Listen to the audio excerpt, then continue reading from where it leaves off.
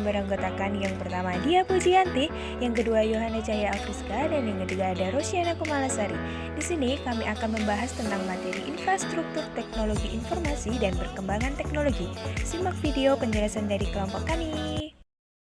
Di sini kami akan membahas materi tentang yang pertama yaitu ada infrastruktur teknologi informasi, dan yang kedua komponen infrastruktur, yang ketiga tren platform terkini untuk perangkat keras, dan keempat tren platform terkini untuk perangkat lunak, dan yang terakhir yaitu isu manajemen. Yang pertama yaitu mendefinisikan infrastruktur TI. Suatu infrastruktur TI terdiri atas rangkaian perangkat fisik dan aplikasi perangkat lunak yang diperlukan untuk mengoperasionalkan keseluruhan perusahaan. Namun, infrastruktur TI juga merupakan rangkaian dari layanan keseluruhan perusahaan yang dianggarkan oleh manajemen serta terdiri atas kapabilitas manusia dan teknis. Kemudian yang selanjutnya adalah evolusi infrastruktur TI. Yang pertama yaitu era mainframe umum dan komputer mini, dimulai dari tahun 1959 hingga sekarang. Kemudian yang kedua yaitu era komputer pribadi atau PC, dimulai dari tahun 1981 hingga sekarang. Yang ketiga, era client atau server, dimulai dari tahun 1983 hingga sekarang. Yang keempat, era komputasi perusahaan, dimulai dari tahun 1992 hingga sekarang. Yang terakhir yaitu era komputasi cloud dan mobile, yaitu dari tahun 2000 hingga sekarang. Selanjutnya yaitu teknologi pendorong dalam evolusi infrastruktur.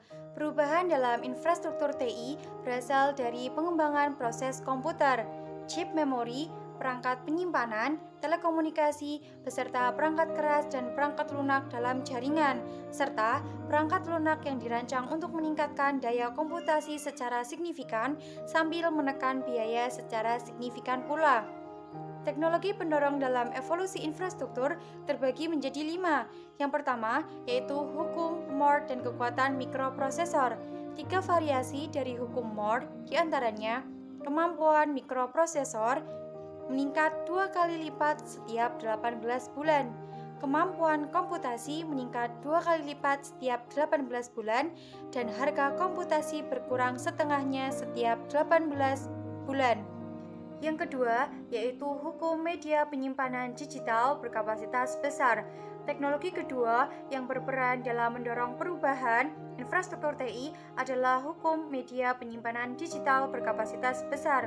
Jumlah informasi digital terus meningkat sebanyak 2 kali lipat setiap tahunnya. Untungnya, biaya penyimpanan informasi digital terus berkurang secara signifikan sekitar 100% tiap tahunnya. Kemudian yang ketiga, hukum Metcalfe dan ekonomi jaringan.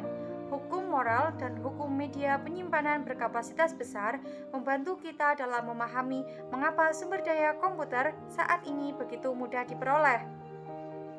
Robert Metcalfe, penemu teknologi, mengklaim sejak tahun 1970 nilai dan kemampuan jaringan telah bertumbuh dengan pesat seiring bertambahnya jumlah pengguna jaringan tersebut. Yang keempat, penurunan biaya komunikasi dan internet. Teknologi keempat yang mendorong perubahan infrastruktur TI adalah penurunan biaya komunikasi secara cepat dan pertumbuhan internet yang luar biasa. Kemudian yang terakhir, pengaruh standar dan jaringan. Infrastruktur jaringan internet untuk kegiatan komputasi tidak akan dapat dioperasikan tanpa persetujuan antara pihak perusahaan dengan pelanggan yang tersebar luas dalam hal standar teknologi yang dapat diterima.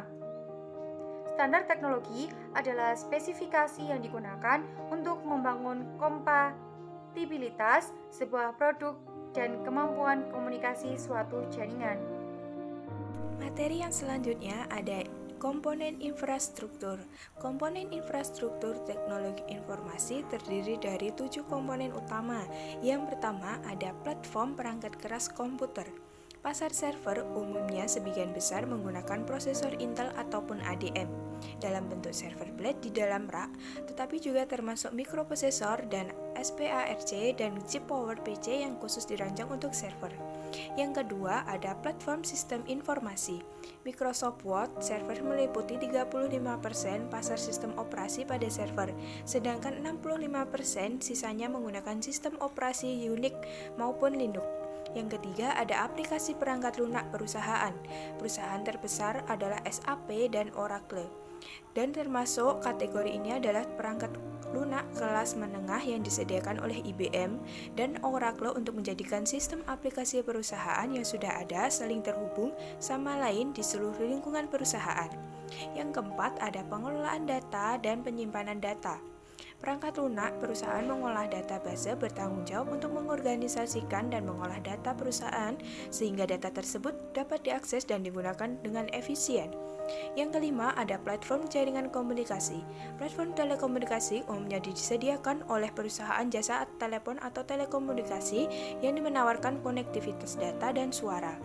Yang keenam, ada platform internet. Pelaksana internet harus cocok dengan dan terhubung dengan infrastruktur jaringan serta platform perangkat keras dan perangkat lunak. Yang ketujuh, ada jasa konsultasi dan pengintegrasian sistem. Pengintegrasian perangkat lunak menjamin infrastruktur yang baru dapat bekerja sama dengan infrastruktur lama milik perusahaan. Materi yang selanjutnya ada tren platform perangkat keras terkini. Yang pertama ada platform digital mobile. Platform mobile yang baru seperti netbook ditujukan untuk komunikasi dan akses internet nirkabel secara optimal. Komputer tablet seperti iPad dan pembaca e-book digital seperti Amazon Kindle dilengkapi kemampuan mengakses laman web.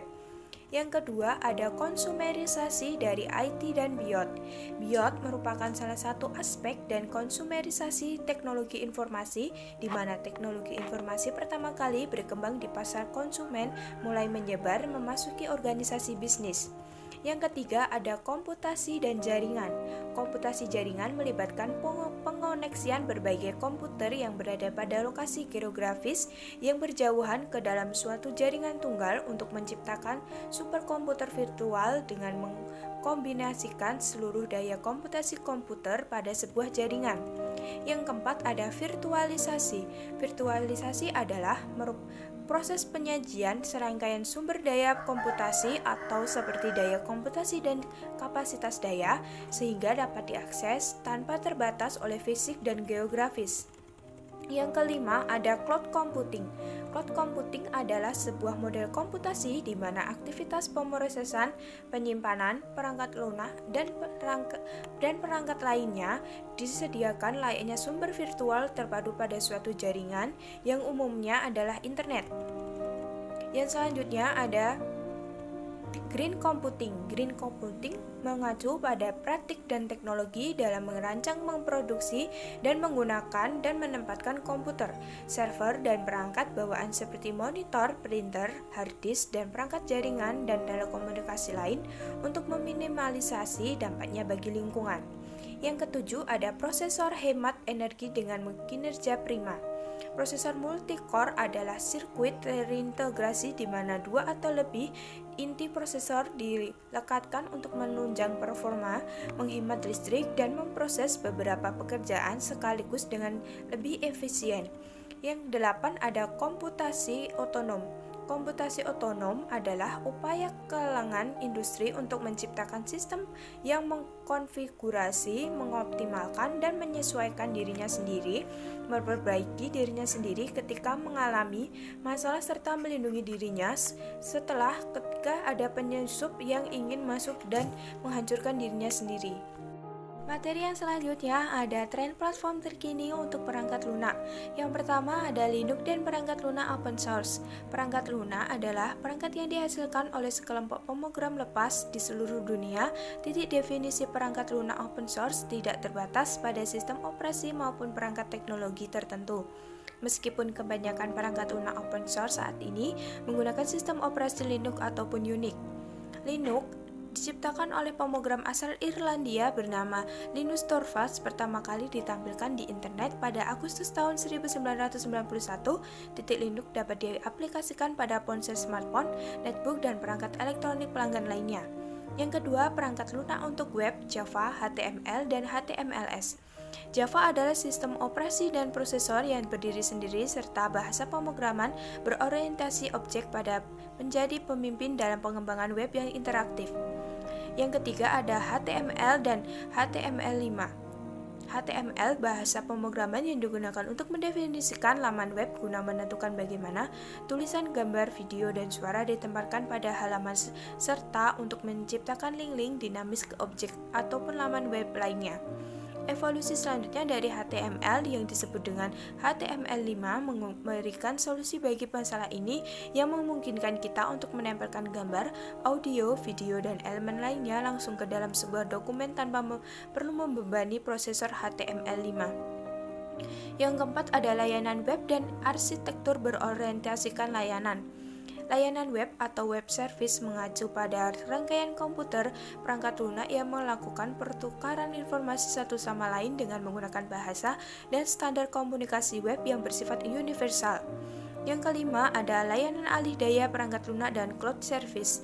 Ada 3 sumber bagi perangkat lunak eksternal, yaitu rangkaian perangkat lunak terpadu dan perusahaan penyedia perangkat lunak komersial, pengembangan aplikasi alih daya untuk disesuaikan dengan sistem perusahaan melalui perusahaan penyedia perangkat lunak eksternal.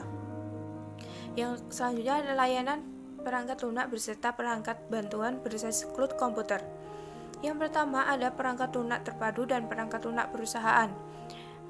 Merupakan rangkaian pemrograman perangkat lunak yang ditulis sebelumnya untuk tujuan komersial untuk memudahkan perusahaan tanpa harus menulis ulang program dan fungsi-fungsi tertentu seperti penanganan pesanan.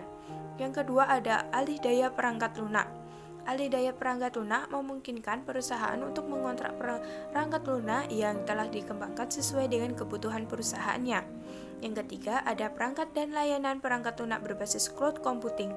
Perangkat lunak berbasis cloud computing dan data yang digunakan tersimpan pada server andal pada sebuah pusat pengolahan data berskala besar serta dapat diakses melalui koneksi internet dan browser web standar.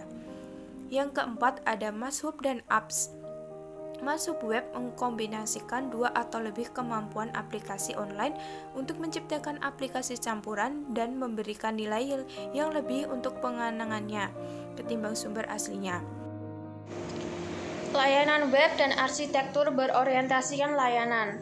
Layanan web atau web service mengacu pada rangkaian komponen perangkat lunak yang melakukan pertukaran informasi satu sama lain dengan menggunakan bahasa dan standar komunikasi web yang bersifat universal.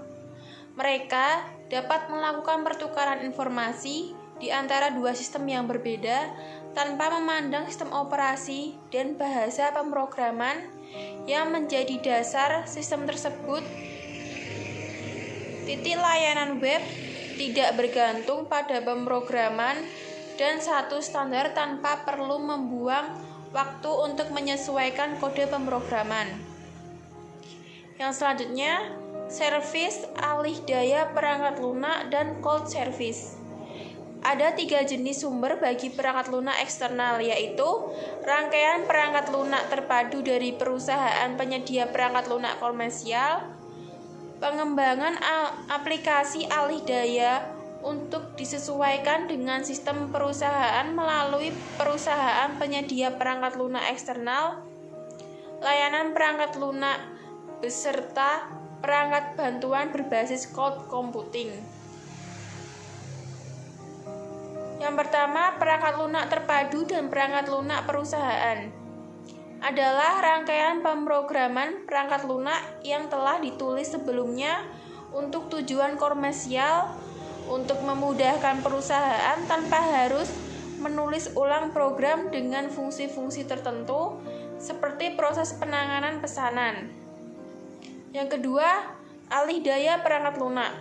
Alih daya perangkat lunak memungkinkan perusahaan untuk mengontrak perangkat lunak yang telah dikembangkan sesuai dengan kebutuhan perusahaan atau merawat sistem warisan yang telah ada melalui pihak luar yang seringkali beroperasi di luar negeri di wilayah dengan tingkat gaji rendah di seluruh dunia.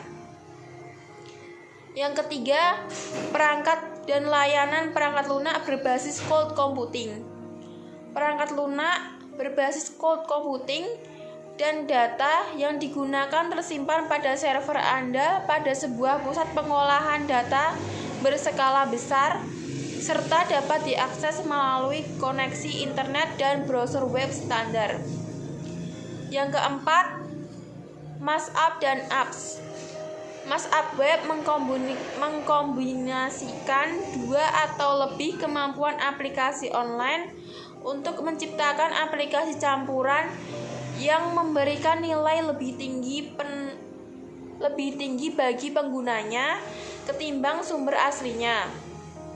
Apps adalah bagian kecil dari perangkat lunak yang dijalankan pada internet ke komputer maupun tablet di ponsel yang pada umumnya dikirimkan lewat internet. Google menganggap layanan online yang diberikan sebagai apps masuk perangkat kerja desktop yang berasal dari lingkungan Google Apps. Yang selanjutnya yaitu isu manajemen. Yang pertama, berhubungan dengan perubahan platform dan infrastruktur. Skalabilitas atau scalability mengacu pada kemampuan sebuah komputer, produk ataupun sistem dalam memberikan jangkauan pelayanan kepada banyak pengguna tanpa mengalami hambatan. Yang kedua, melakukan investasi infrastruktur. Infrastruktur TI merupakan bidang penting dalam investasi suatu perusahaan. Jika terlalu banyak investasi yang dikeluarkan, maka akan banyak infrastruktur yang menganggur serta mengganggu kinerja keuangan perusahaan. Cloud computing merupakan cara murah untuk meningkatkan skalabilitas dan fleksibilitas. Tetapi perusahaan perlu mengevaluasi pilihan ini dengan hati-hati terkait dengan keamanan dan dampaknya bagi proses bisnis. Yang ketiga yaitu biaya total kepemilikan aset teknologi. Biaya sebenarnya untuk memiliki sumber teknologi diantaranya biaya perolehan dan instalasi perangkat keras. Juga termasuk perangkat lunak yang juga termasuk biaya administrasi untuk memutakhirkan perangkat keras dan perangkat lunak.